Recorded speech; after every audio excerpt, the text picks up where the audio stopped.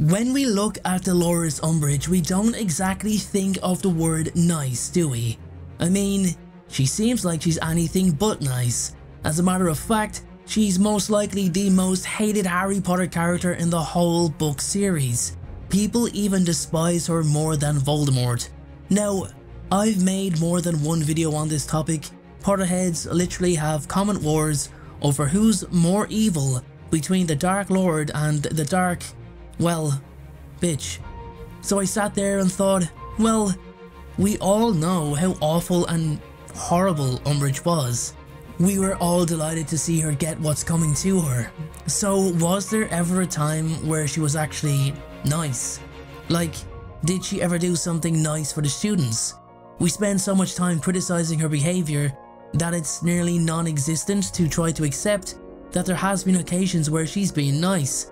So I had a deep dive into the books to pluck out 5 occasions where I think, technically, Dolores Umbridge was nice, or trying to be nice in her head at least.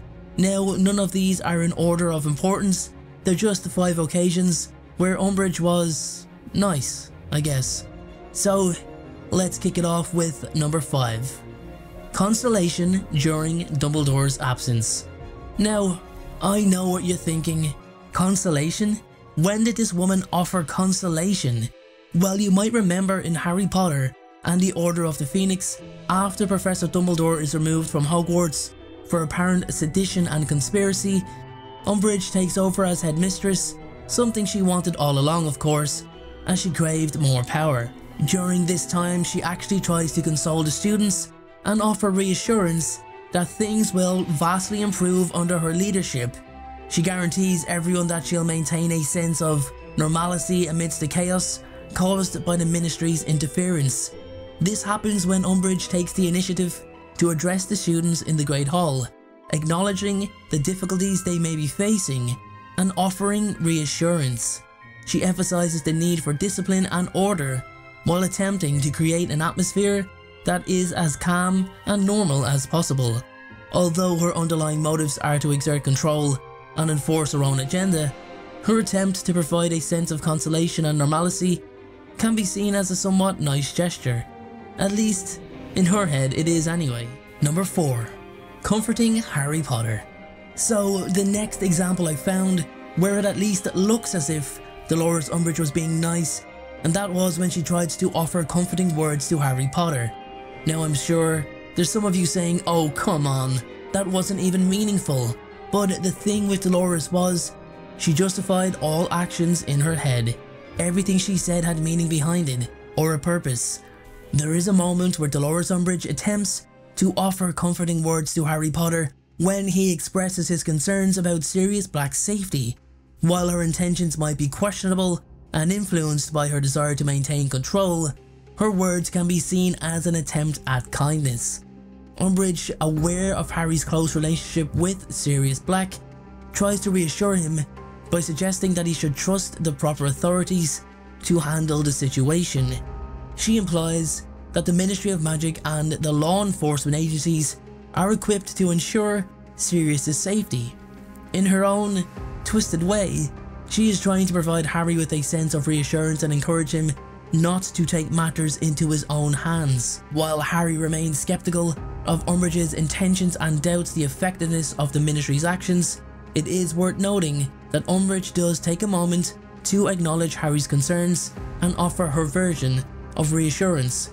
However, due to her sinister nature, it can be difficult to determine where Umbridge's words were truly coming from. Number 3. Her educational reforms.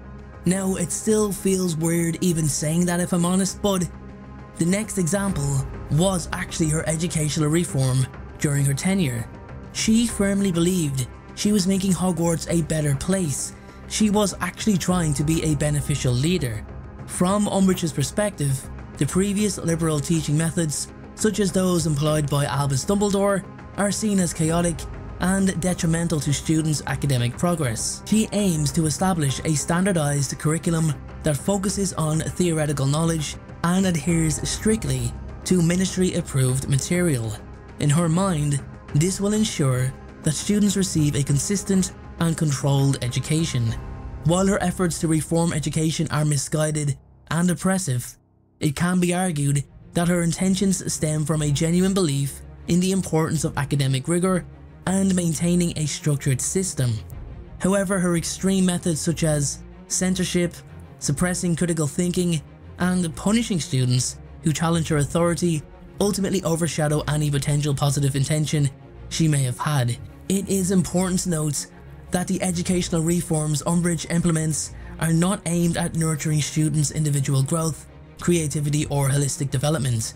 Instead, her focus is on control, conformity, and enforcing the ministry's ideology. These actions highlight the dangers of rigid educational systems and the importance of fostering a balanced and inclusive learning environment, as she believed that Dumbledore's leadership was leaning too far towards nurture, as I previously mentioned. Number 2. Disbanding Dumbledore's Army. Now, I know what you're thinking, but hang on. How is that a good thing? That's the worst thing she could have done, but in actual fact, she did what any of the teachers would have done had they discovered the students' ongoings. So how was she nice? Well, when she becomes aware of the potential dangers that students may face by engaging in what she perceives as illegal activities, they are illegal by the way. In this instance, she momentarily puts aside her antagonistic attitude and expresses genuine concern for the well-being of the students. Umbridge warns the students about the serious consequences that they could face from practicing defense against the dark arts outside of the approved curriculum, outside of their class. She emphasizes that their actions may attract the attention of the ministry and expose them to disciplinary measures or even legal repercussions. While her intentions are still rooted in maintaining control and upholding her authority, her concern for the students' safety can be seen as a glimpse of her slightly less hostile side. Though her actions throughout the series overwhelmingly demonstrate her cruel and oppressive nature, this particular moment shows a brief instance of acknowledging potential harm and attempting to protect the students from the perceived risks involved in their activities. Basically, she didn't want the students getting hurt, whether it was Dumbledore's Army or not. Number 1. Argus Filch. So guys, my final point for the day is an actual sign of niceness or reward for loyalty, and that situation is all about a weird, creepy little caretaker known as Argus Filch. Umbridge values Filch's commitment to maintaining order and discipline within the school. She praises his work ethic and relies on him to carry out various tasks related to enforcement and punishment. Filch, in turn, eagerly carries out Umbridge's instructions, often acting as her accomplice in implementing the strict rules and regulations she imposes.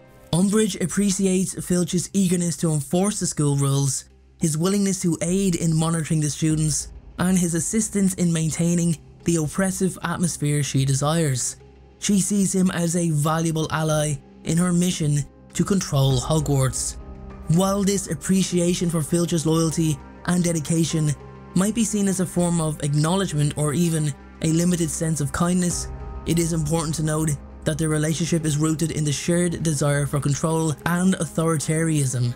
Umbridge's approval of Filch is primarily based on his willingness to further her own agenda, rather than any genuine warmth or compassion. There you have it everyone. 5 times Dolores Umbridge was actually nice, in a weird, non-practical Umbridge way. As I said, she was doing what she believed in her mind was right, and there was genuine concern when it came to the students practicing defense against the dark arts magic outside of class. But anyway, if you want to add any other accounts of when Umbridge was nice or somewhat decent, if you can find it, let me know in the comment section below. I'll see you soon.